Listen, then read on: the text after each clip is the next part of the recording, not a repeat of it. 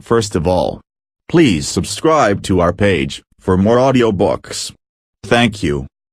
How to Be Free by Joe Blow. Chapter 6. What is God? We often have a tendency to personify the impersonal. We talk of Mother Nature or Father Time. Of course there is no actual Mother Nature, but the Earth's ecosystem on which we may put this human face, does exist. This is the case with the concept of God. There is no God, any more than there is a Mother Nature, but the creative principle of the universal system is an observable reality.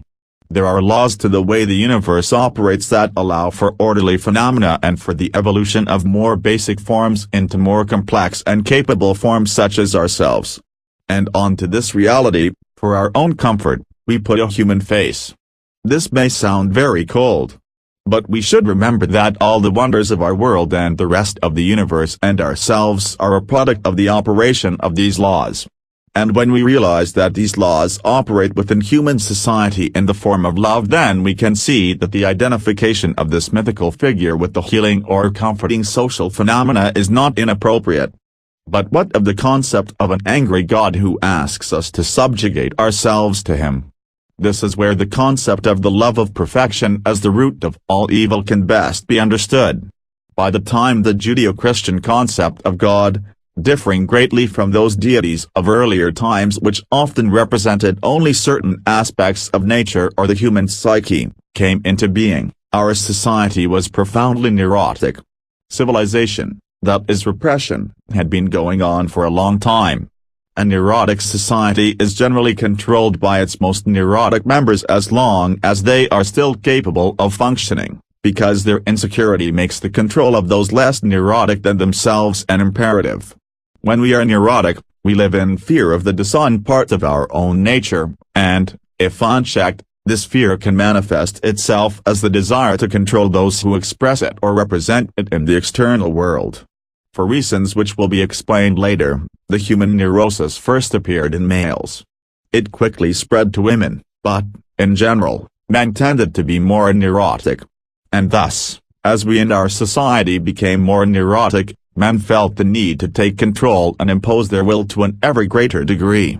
Our societies, which in the distant past had been matriarchal because of the primacy of the reproductive role, became patriarchal.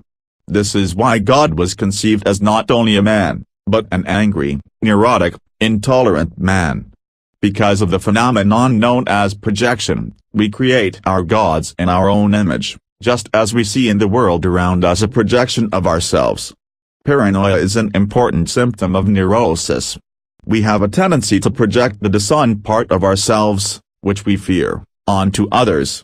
For example, during the Cold War, capitalists saw in communism a projection of their own conscience which told them that it was wrong to be greedy, and communists saw in capitalists a projection of their own unacknowledged awareness of the futility of trying to repress their greed through discipline. In a practical sense, fear of God was a way of maintaining the neurotic order of society. One might feel that a sick, miserable, evil society was better than no society at all, a collapse into unstructured barbarism. After all, some kind of structure was needed if we were to cooperate enough to develop science and learn to understand ourselves and our world better.